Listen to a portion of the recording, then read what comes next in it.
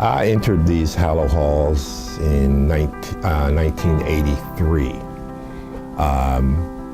10 years before that, even before I arrived, some of my colleagues in the Indiana Black Legislative Caucus had made attempts to get Indiana to honor and acknowledge Dr. Martin Luther King's birthday, to no avail. Somehow our colleagues had their heels dug in that we would not honor Dr. Martin Luther King. I took up that mantle in 1983 when I came in and introduced the legislation for 3 years running.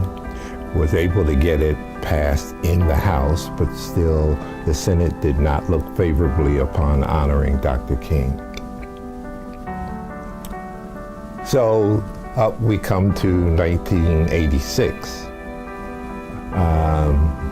We have a process known as strip and insert. That is a process by when a bill, a similar or same piece of legislation is introduced in both houses, and they have now switched houses, and one house or the other has passed the bill. So that means that the other bill is dormant, is not needed. And that was the case of my being able to encourage many of my colleagues to let's use that process, because that's the process that the Republican Party had used on a regular basis. It requires that the author and the co-author, the sponsor and the co-sponsor, all have to sign off on, yes, you can strip the existing language out of this bill and insert some other language. Ironically, the author of one of the bills, Representative Hurley Goodall from Muncie, Indiana, he and his senator from Muncie, Ali Craycraft, they had introduced similar legislation. Hurley's had passed in the House, therefore the Senate version over here was not needed. Representative Goodall approached Senator Craycraft and say, see if your co-author in the Senate would agree to allow us to strip and insert. Senator Craycraft went back to his co-author, Senator Jessup, who he called and just said, here, sign this and I'll explain it to you later. We then had all 4 signatures. We proceeded to strip the language which was dealing with fire trucks or something that, because Hurley Goodall was a fireman, and stripped that language out and inserted it into the Senate bill. The House voted on it and accepted it. The bill had to go back to the Senate for them to vote on it, and it created a firestorm over there that we African-American legislators had used the process, the legal process of strip and insert. The Senate Republican Majority Leader called his members off the floor.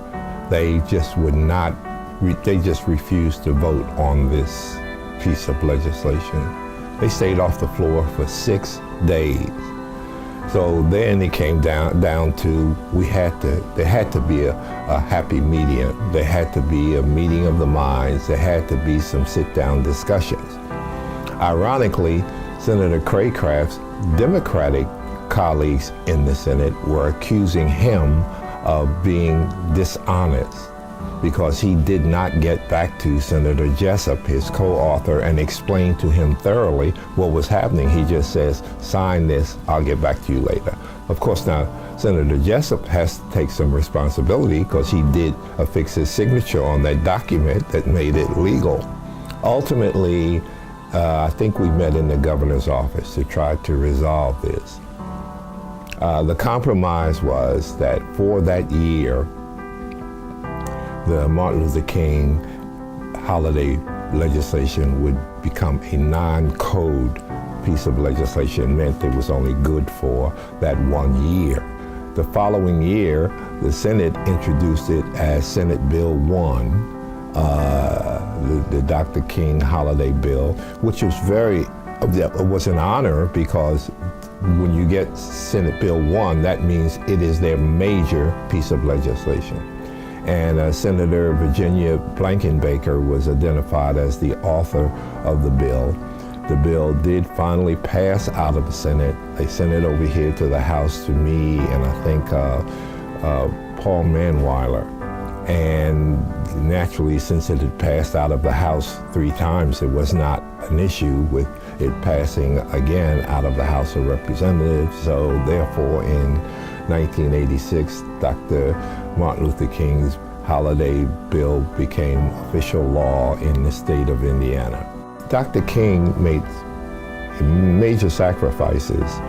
In fact, the sacrifice by giving his life for a cause that he believed in, and that of improving the quality of life for the common man. Most of his endeavors were for the garbage collectors, the waiters, the maids, trying to get them better quality of life.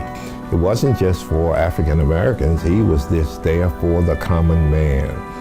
And then for his life to be taken because of that leadership, because of him believing in that cause, was grounds enough for me to say he should be honored in that way by having a holiday acknowledging him here in the state of Indiana.